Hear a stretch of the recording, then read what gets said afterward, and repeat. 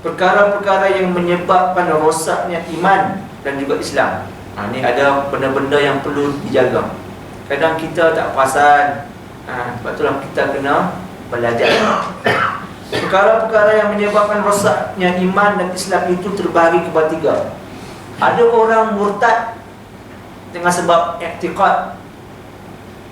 Ada orang murtad dengan sebab perbuatan. Dan juga ada orang murtad dengan sebab percakapan. Yang ni kena jaga. Sebab tu kita tak boleh mencakap ya. Ada orang mencakap ya. Bila orang tegur, marah. Itulah punca jahil tu lah. Tu sebab saya kata tu, orang jahil ni susah. Tambah pula dia orang ada nama, ada jawatan, ada semua benda, tapi jahil. Susah. Jadi sebab tu kena belajar. Baik. Bahagian yang pertama, penyebab kepada murtad. Penyebab kepada murtad, i'tiqad. Ni yang saya tadi, kepercayaan, ideologi, fahaman, kan?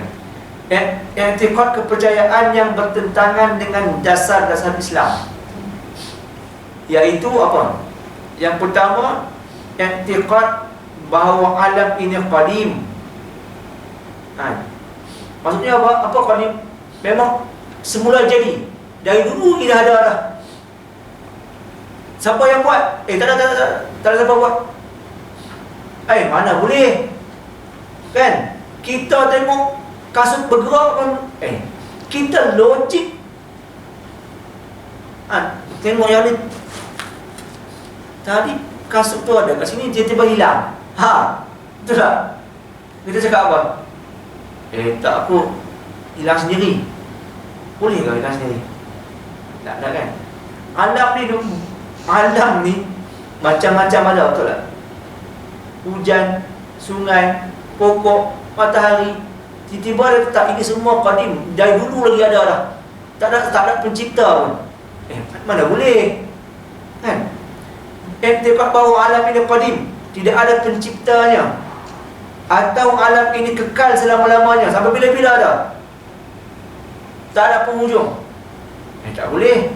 Awal pun tak ada, habis macam mana? Hidup sendiri. Percaya tak kalau saya kata alam ni hidup sendiri? Macam mana hidup sendiri pula? Ada benda yang berubah sejak matahari naik, sejak matahari turun, kan? Sejak hujan, tiba-tiba kita beritahu apa? Alam ni memang dari dulu dia ada, hidup sendiri. Tak boleh. Tapi ada orang fahaman macam tu, atheist. Orang yang tak ada agama, dia tak boleh terima ni. Kebanyakan orang yang menentang, menentang ni ialah fahaman dia macam ni. Dia kata alam ni ada sejak kala, semula jadi. Tak ada siapa yang jadikan. Mana boleh, kan? Kita tengok rumah kita, barang-barang kita hilang, berubah tempat pun. Ya, mana barang ni? Tahu kan cari yang. Sebab apa? Sebab dia tahu mana ada kaki barang tu boleh berubah sendiri. Kan? Dia tahu mesti ada orang ambil, mesti ada orang susun, mesti ada orang simpan. Terus dia tengok tak ada barang yang orang pertama sekali. Sebab apa? Dia tahu barang ni takkan bergerak sendiri, kan? Itu basic dalam hidup dia pun. Dia boleh percaya barang tu bertukar. Kadang-kadang kau bayar pun pen dia pun cari tak jumpa. Pun dia kata, ini semua benda dalam dunia ni ada, kan? Tiba-tiba dia kata tak, ini semula jadi. Tak ada Tuhan, tak ada pencipta. Orang gila boleh cakap macam tu. Kita normal tak cakap macam tu, kan? Ini i'tiqad yang bawa kepada murtad, bermasalah. Baik. Kemudian yang kedua, i'tiqad bahawa pencipta alam ini. Siapa pencipta alam ini?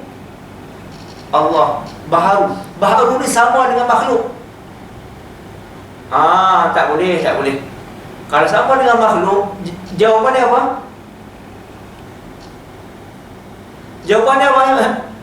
Kalau sama dengan makhluk, kita geng lah. Kamu pergi tandas, saya pun pergi tandas. Kamu lemah, saya pun lemah. Kamu tidur, saya pun itu. Saya sama dengan makhluk. Oh, tak boleh, tak boleh. Allah Ta'ala tak macam tu. Kan? Baik. Jadi bahawa pencipta alam ini baharu dan menyerupai mana-mana jenis makhluk. Kalau sama dengan makhluk, maksudnya apa? Bagai pinang di belah dua lah. Kan orang Melayu sebut kan? Apa maksud bagi pinang di belah dua? Sama-sama cantik, sama-sama handsome, sama-sama elok kan? Tuhan tak sama. Kalau sama, tak payah jadi Tuhan lah. Jadi geng-geng grup kita lah. Kan? Itu logik basic orang mesti fahamnya. Kecuali orang tu tak menggunakan akal. Menyerupai mana-mana makhluk ataupun bersifat dengan sifat-sifat yang baharu, ataupun mempunyai anak isteri. Sebab tu tuan-tuan, kita baca surah apa? Surah Al-Ikhlas. Apa maksud Al-Ikhlas? Apa maksud Al-Ikhlas, makcik? Makcik dah lama hidup daripada saya kan? Akak dah lama hidup daripada saya. Ikhlas tu apa ikhlas? Tuan Haji, ikhlas tu apa ikhlas? Kan? Ikhlas ni berapa? Ikhlas ni tak bercampur apa-apa, murni, suci. Betul? Kak kena ikhlas. Apa maksud ikhlas? Allahu Akbar. Kena murni. Hanya satu sahaja ibadat aku. Siapa? Allah. Tak bercampur, murni, suci. Itu ikhlas. Bagi sedekah. Ni sedekah.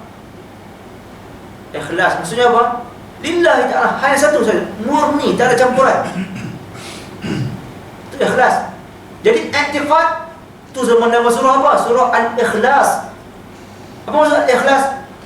Habis dah. Tak bercampur syirik. Kalau syirik ni apa? Itu macam masuk, ini masuk. Nama syarikat makcik. Apa maksud syarikat? Muhammad Nizam, Haji Samsudin, lagi apa? Haji Bakar, Hajjah Halimah. Kan? Syarikat ramai-ramai. Dia tak syirik. Yang ikhlas murni, tak bercampur. Itu namanya surah Al-Ikhlas. Artinya apa? Tak ada bercampur sesuatu pun.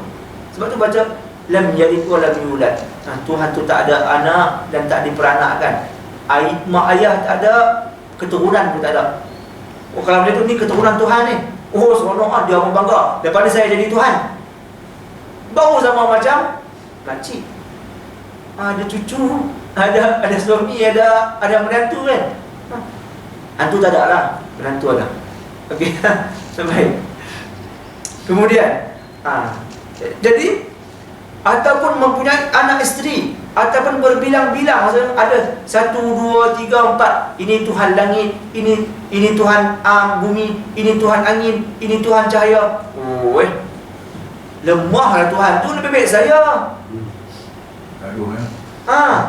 Sekejap lagi Tuhan tu kata jangan bawa naik matahari. Kawan ni kata bawa lah naik matahari ya. Kawan ni kata bagi hujan. Kawan ni kata janganlah hujan. Habis nak pun tak boleh, tak nak pun tak boleh. Hidup pun tak boleh, mati pun tak boleh. Nak duduk kat mana? Lemahlah Tuhan tu. Datang yang ketiga pula. Hampa pergi sana, hampa pergi sini. Aku yang berkuasa. Hampa tak berkuasa lah. Sebab apa? Jangan kita datang pula yang lain. Sebab tu hadirin yang dirahmati oleh Allah, guna akal betul-betul. InsyaAllah orang akan mentauhidkan hanya Allah sahaja. Sebab itulah dalam akidah, akal ni penting. Akal ni penting. Akal ni besar nilai dia. Sampaikan orang yang tak berakal tak wajib sembahyang, tak wajib puasa, semua tak wajib. Dosa pun tak ada. Jadi siapa-siapa yang tak nak sembahyang kena jadi orang gila.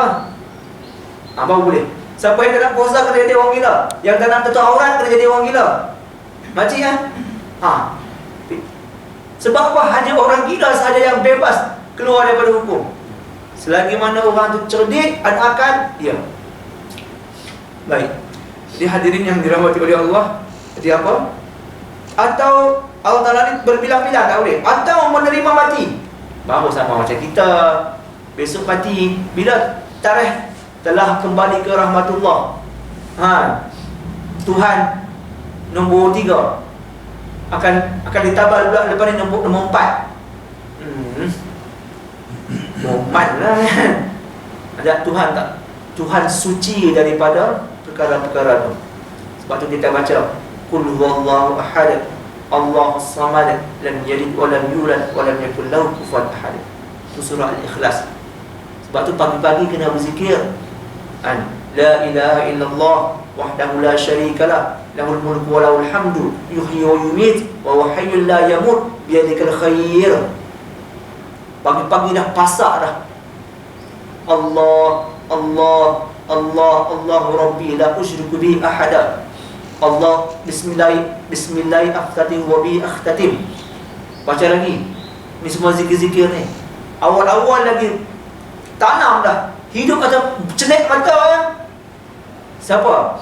Allah Ta'ala tu besar, tunggal. Itu hikmahnya. Bangun-bangun pagi celik, alhamdulillah, hidup lagi aku ni. Baca apa? Alhamdulillahillazi ahyana ba'dama amatana wa ilaihin nusyur. Sebab tu akidah ni jangan main-main. Sebab tu wajib belajar. Kalau tidak semua ikut. Fahaman tu ikut, fahaman ni ikut, ideologi tu ikut. Sebab apa? Tak mau belajar, jahil. Dah kali fahaman tik kucing pun ikut juga. Betul. Dia tak boleh nak beza. Zulian macam mana, emas macam mana, kaca macam mana, intan macam mana, akhirnya semua ambil. Kena belajar. Baik. Sebab itulah ilmu tu penting. Sebab tu kita ni belajar bukan nak kerja saja. Ada orang fahaman dia apa? Belajar untuk kerja. Itulah kali dia kata bila dapat kerja tak payah belajar. Dia kata sekarang tambah sekarang pula nak dapat kerja. Sebab apa nak kerja? Nak duit. Kalau dah dapat duit tak perlu belajar lah. Ada orang mentaliti belajar untuk kerja, belajar untuk duit. Bukan semata-mata tu. Objektif belajar ni jauh lebih besar daripada kerja. Betul, salah satunya adalah kerja. Betul. Tapi objektifnya lebih besar daripada tu. Tu yang ramai masyarakat kita, bangsa kita, anak-anak kita tak mau belajar. Sebab apa? Dah dapat kerja. Seumur 18 tahun sudah dapat kerja. Dia kata buat apa pergi belajar? Kan? Habis masa. Nampak mentaliti dia? Habis masa. Buang duit. Dia kata saya kerja pun 4 tahun boleh kumpul puluh ribu. Dia belajar 4 tahun dapat singgit saja ijazah, tambah hutang. Ni mentaliti. Sepatutnya tak, belajar ni bukan untuk kerja sahaja.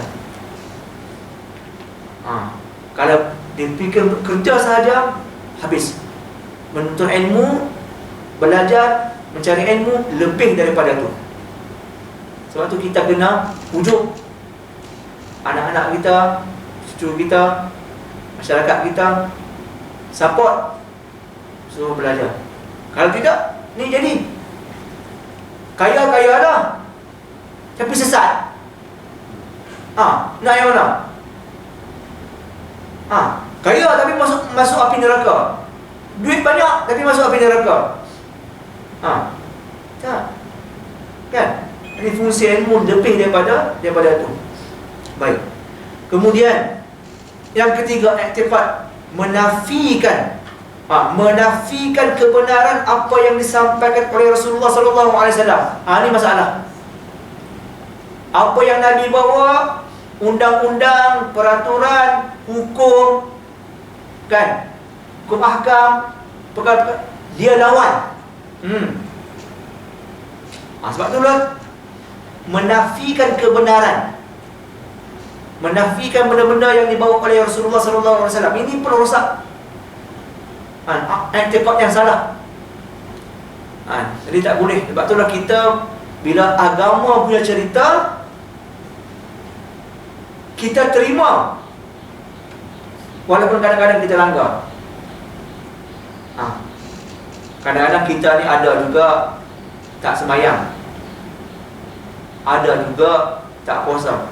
Tapi jangan menolak kefarduan puasa. Jangan mengatakan puasa tak wajib, semayang tak wajib, walaupun kita tak semayang. Ada. Betul. Kita cakap semayang tak wajib, itu murtad. Walaupun dialah kita tak semayang, daripada kita ucap benda-benda macam tu. Banyak lagi lah benda-benda lain, hukum-hukum mahkam yang lain. Dalam fiqh, peraturan undang-undang jenayah Islam, peraturan-peraturan kehidupan keluarga, peraturan-peraturan muamalat. Riba. Walaupun kadang-kadang kita ambil riba sebahagian daripada orang Islam, tapi jangan sebut riba halal. Kena tetap i'tiqad riba tu haram. Soal kamu buat tu nombor 2. Ni kadang-kadang disebutnya ni benda-benda menafikan kebenaran apa yang disampaikan oleh Rasulullah SAW, atau i'tiqad bahawa Nabi Muhammad SAW yang sebenar ialah yang disebutnya Muhammad, yang batin bukan Muhammad yang zahir. Yang ni ada fahaman dulu. Ini fahaman batiniyah juga susah, bermasalah. Dia kata apa tadi sebut? Muhammad yang batin bukan Muhammad yang zahir. Maksudnya yang zahir tu bukan, yang batin tu betul. Ini hakikat dengan batin. Habis yang Muhammad yang ada yang meninggal tu apa? Yang wafat tu apa? Ini fahaman-fahaman yang kadang-kadang dibawanya aliran-aliran kesufian yang sesat. Ini semua berkaitan dengan ilmu-ilmu kesufian. Yang tasawuf lah bahasa mudahnya, yang salah. Atau i'tiqad bahawa kerasulan Nabi Muhammad SAW hanya untuk orang-orang Arab sahaja. Atau sebab tu Rasul tak ada orang Melayu. Maka ada orang mengaku saya Rasul daripada orang Melayu. Habis orang ikut. Ada orang itu kan mengaku jadi Rasul, orang Melayu, agak satu tempat tu. Ayah Pin. Ayah Pin yang tu Tuhan. Kahar, saya ingat Kahar. Dekat dengan rumah saya.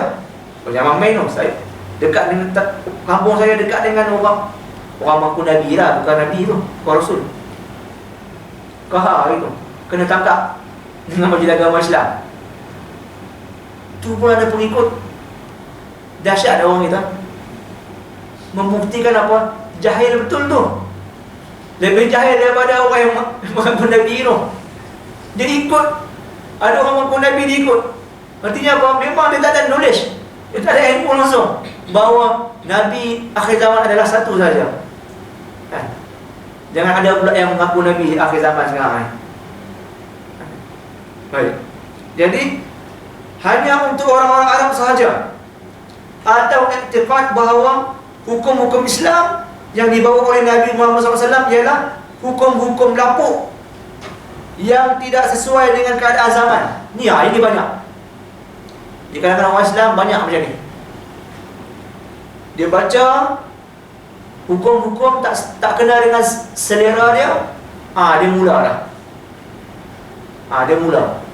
Tak kena dengan kehendak dia, tak kena dengan dia punya kemahuan dia, dia cakap bukan. Tak relevan, tak rasional, tak kena dengan akal. Tu yang ada sebahagian daripada golongan-golongan yang apa mempertikaikan atau kumpulan tu sisters in Islam tu. Hukum mahkamah dia kata perempuan kena zalim, dapat harta sikit, lelaki dapat harta banyak. Tolong pun dia. Yang paling dia tak puas hati, lelaki boleh kahwin 4, perempuan tak boleh kahwin 4. Betul. Dia banyak menilai. Tu pun ada orang ikut. Sebab apa orang ikut? Sebab dia tak puas hati. Tuan-tuan, beragama ni bukan logik akal. Kalau beragama tu logik akal, mudahlah. Sembahyang subuh tu jangan buat 2, buat 4. Sembahyang subuh. Sembahyang layak yang paling sesuai sembahyang 2 ni adalah zuhur dan juga asar. Orang nak balik jam. Tapi sebab apa sembahyang subuh 2? Makcik pun tak boleh bagi tahu, saya pun tak boleh bagi tahu. Kan? Kalau yang paling layak untuk banyak ni isyak dan juga subuh. Zuhur kena 2. Sebab orang kelang kabut nak makan tengah hari tu, nak masuk kerja, nak sembahyang Jumaat. Lagi sembahyang asar sebab orang takut jam, biar sembahyang 2 rakaat saja. Tapi tak, agama bukan kerana akal. Banyak lagi. Jadi bila kita baca hukum-hukum ahkam Islam ni, kena pegang. Soal kita buat tu nombor 2. Soal kita buat tu nombor 2. Soal yang penting kita terima dulu. Terima, okey. Dia kata apa?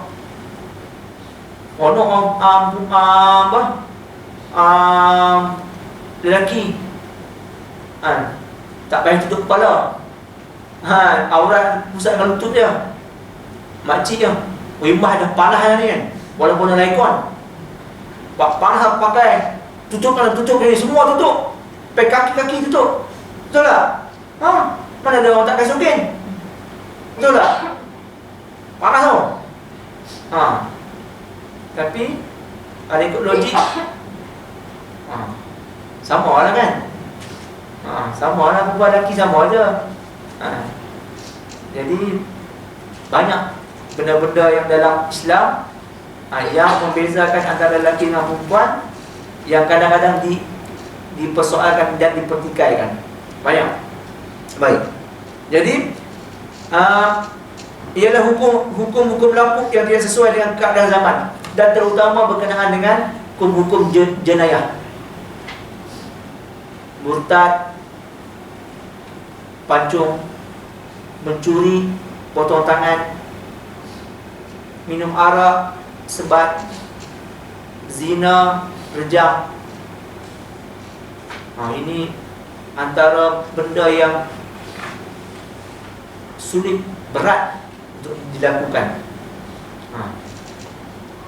Jadi ini hukum ahkam yang jelas yang ada dalam Islam. Bila hukum lapuk yang tidak sesuai dengan keadaan zaman, ataupun i'tiqad mengingkari mana-mana Rasulullah. Tuan-tuan, kita ni walaupun tak pernah jumpa Nabi Zulkifli, pernah jumpa? Kan dah jumpa sirah pun kita tak baca kan? Pernah Nabi Ilyasak, makcik tahu Nabi Ilyasak tu kan? Bukan dekat Manjung, kat Perak. Bukan. Kan? Banyak nabi-nabi ni i'tiqad kita sama sahaja. Beriman dengan 25 Rasul tu, beriman dengan 24 Rasul tu sama macam kita beriman dengan Nabi Muhammad 100%.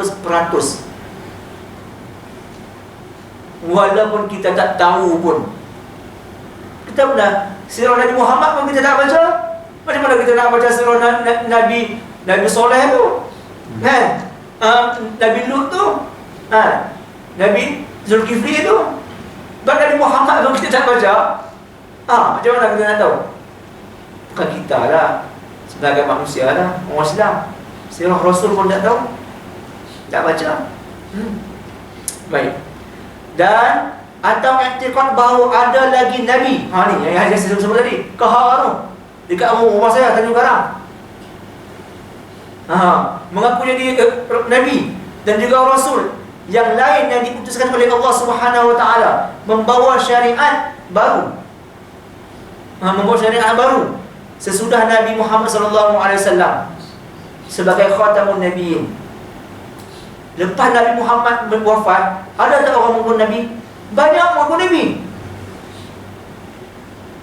Hari itu khutbah Jumaat Jais senaraikan nama-nama orang mengaku Nabi. Jangan letak nama anak lah, kata nama cucu. Ada hari itu Jais saya baca khutbah hari itu, ingat lagi. Senarai nama-nama yang mengaku jadi Nabi. Termasuk juga dekat tanah Melayu ni ada orang mengaku Nabi. Jangan sampai jahil sangat sampai jadi pengikut. Itu pun ada pengikut. Yang buruk tu pun ada pengikut. Yang baik ni tak ada pengikut. Yang kuliah agama ni, yang ada tauliah ni, yang ada tauliah Jabatan Agama Islam Selangor, yang ada tauliah daripada Jabatan Agama Islam wilayah, tambah lagi guru takmir, pun tak ada orang ikut. Nak berapa kali tapis satu?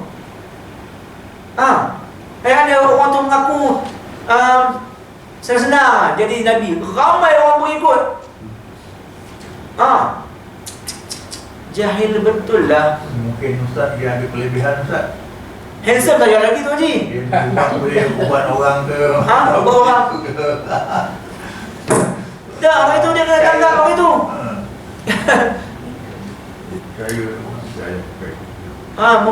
Mengaku jadi Nabi, mengaku jadi Tuhan. Masya Allah. Jahil benar umat Islam sampai ke tahap tu. Tak boleh macam tu. Tak boleh macam tu. Baik. Jadi kemudian sebab itu diperangi orang-orang ni. Diperangi orang-orang macam ni. Baik. Yang terakhir yang kita nak baca, i'tiqad bahawa tidak ada dosa dan pahala. Ini semua membawa kepada murtad. Tidak ada syurga dan juga neraka. Dia ada fahaman macam tu, terutama golongan falsafah. Dia kata kalau ada tunjuk depan mata, saya nak tengok. Kalau tak ada depan mata, tak ada. Kan? Setiap yang ada mesti boleh lihat, maka mesti dah boleh nampak. Sebab ada. Kan? Jadi tak ada syurga, tak ada nampak, neraka tak ada nampak, maka dia tak beriman. Dia tak percaya. Pahala dia tak nampak, dosa dia tak nampak. Baik. Dan tidak ada bangkit semula, bangkit hidup semula sesudah mati. Kan? Dan tidak ada hari kiamat dan segala perkara yang berlaku padanya. Ini semua i'tiqad golongan-golongan kafir. Dia tak percaya selepas hari kematian ada kebangkitan. Tuan-tuan dan puan semua, logik mudah saja. Nak menjadikan benda ni pun mudah, apatah lagi nak membangkitkan semula. Repeat order. Bahasa kasar dia. Repeat order tu payah apa senang? Repeat order tu benda dah ada, buat balik saja. Kalau dulu tak ada pun boleh buat. Kalau nak repeat order, lagi dah mudah. Sebab nak buat daripada kosong menjadi ada, payah kan? Itu ini. Tiba-tiba ni nak ulang balik saja. Senanglah. Nampak? Begitu dangkalnya akal manusia yang tak mempercayai benda-benda macam ni. Kan? Daripada tiada kepada ada pun senang, apatah lagi untuk mengulang semula. Lagilah senang. Lagi senang. Macam tu. Baik. Kemudian nanti kita sambung pada pengajian yang akan datang. InsyaAllah mudah-mudahan selamat dan selamat akidah orang Islam. Jaga akidah ni, penting. Walaupun kita ni yang melakukan maksiat, pendosa, ada kesalahan-kesalahan, Tuhan boleh ampun. Tuhan boleh ampun. Tapi bab akidah, bab syirik ni habis. Tuhan tak ampun. Macam kita lah kan, anak kita ni kalau jadi jahat macam mana Ustaz? Jahat macam Firaun. Tapi kalau dia masih hormat ayah dia, sayang tak kita? Sayang. Anak dia pencuri, dia sayang anak dia tak? Kita sayang anak kita. Tapi kalau dia kata aku pecat kamu jadi ayah, macam mana? Kita ada dia macam ni kan. Pikul berapa hari rumah ni kan? Kalau dia masih hormat kita, walaupun dia buat salah, kita rasa macam mana? Bilalah nak berubah anak aku ni, bilalah nak jadi elok kan? Kita rasa macam tu. Tapi kalau dia dah apa? Dah betul bahasa mudah, dah lebih daripada hak dia tu. Contoh paling mudah lah kan. Paling mudah. Berambut lah kamu. Kan? Itu contohnya. Jadi baik. Jadi insya-Allah kita, walaupun kita banyak kesilapan, kesalahan, tapi bab akidah jaga. Walaupun dosa ni banyaklah kita buat, walaupun kesilapan ni banyaklah kita lakukan, tapi bab akidah, ketuhanan jaga. InsyaAllah selamat bukan sekadar dunia, nak pergi kepada akhirat juga selamat. InsyaAllah bertemu pada pengajian yang akan datang.